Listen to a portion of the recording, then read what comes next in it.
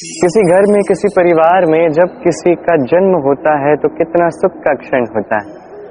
वो छोटी सी संतान जब थोड़ी बड़ी होती है वो चलने का प्रयास करती है। इस प्रक्रिया में भी एक बहुत बड़ी सीख छिपी, ढकेलना। जब आपको चलना होता है, आगे बढ़ना होता है, तो आप क्या करते हैं? अपने पांव के नीचे जो धरा है उसे ढकेलते हैं पीछे। बस यही तो जीवन में भी सीखना है। अब यदि आपको ज्ञान की ओर बढ़ना है तो अज्ञानता को पीछे ढकेलना होगा। यदि आपको प्रकाश की ओर बढ़ना है तो अंधकार को पीछे ढकेलना होगा। यदि आपको भविष्य में सफल होना है तो भूतकाल की असफलताओं को पीछे ढकेलना ही होगा।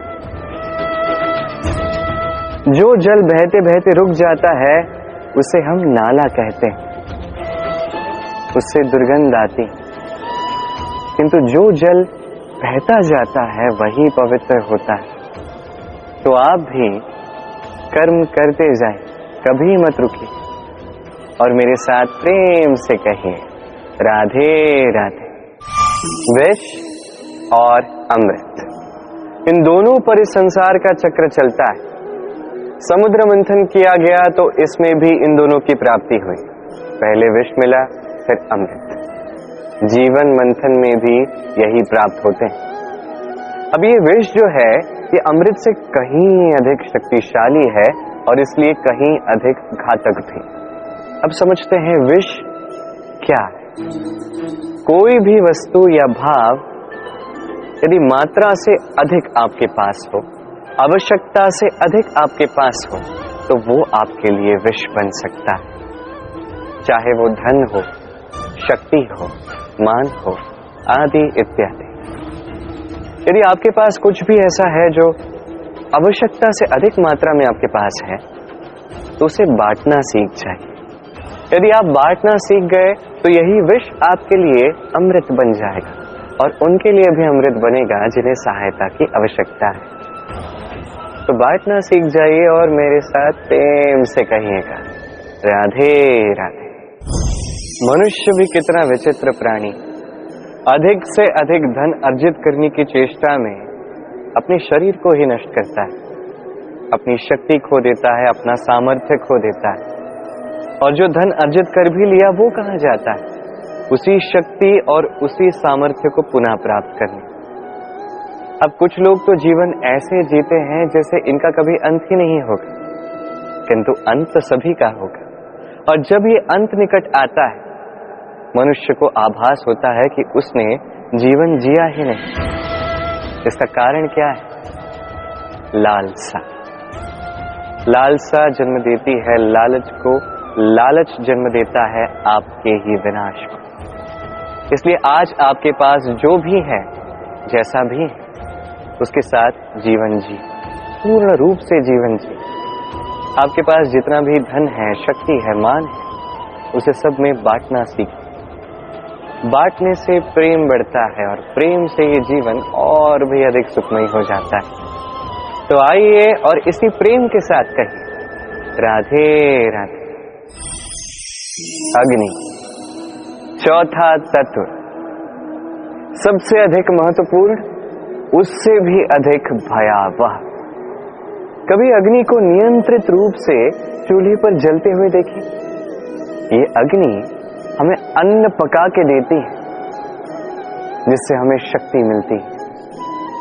किंतु यही अग्नि जब विचलित होकर, अनियंत्रित होकर वन की आग बन जाती है तो महाविध्वंस मचा देती है। आपके भीतर की ऊर्जा ये अग्नि, ये शक्ति भी है, ये क्रोध भी है। इसका उपयोग कैसे करना है ये आप पर। यदि कोई व्यक्ति अपनी भीतर की ऊर्जा का उपयोग करता है शक्ति के रूप में तो वो विकास कर सकता है, निर्माण कर सकता है। किंतु यदि व्यक्ति अपनी भीतर की ऊर्जा को विध्वंस का अस्त्र बना दे तो निश्चित रूप से महाविध्वंस कर सकता है जिसमें नाश उसका भी होगा। वर्षों पूर्व ऐसी ही एक अग्नि से इस सुंदर पृथ्वी का जन्म हुआ था और वर्षों पूर्व ऐसी ही अग्नि में सभी जीव संसार के विलुप्त हुए थे। अब आप अपनी भीतर की ऊर्जा से निर्माण करना चाहेंगे या विनाश करना चाहेंगे, निर्णय आपका है। आइए और मेरे साथ प्रेम से कहिए, राधे राधे।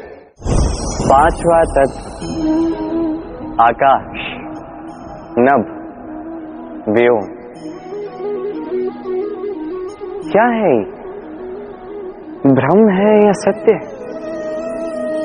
भ्रम तो नहीं हो सकता, क्योंकि भ्रम में कोई जी नहीं सकता। अब सत्य है तो इतना विशाल कि हमारे नेत्रों से, हमारी इंद्रियों से, हमारे मस्तिष्क से, हमारी सोच से कहीं अधिक परे, जिसे हम समझ ही नहीं पाते। इतना अधिक विशाल है, उतना ही अधिक सरल है।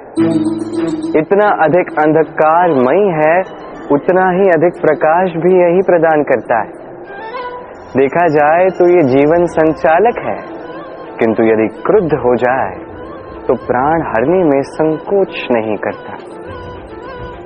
ये आकाश ना केवल भूलोक को, अपितु इस समस्त ब्रह्मांड को, इस समस्त सृष्टि को, इसके हर एक तारे को, हर एक ग्रह को एक विशेष स्थिति देता है।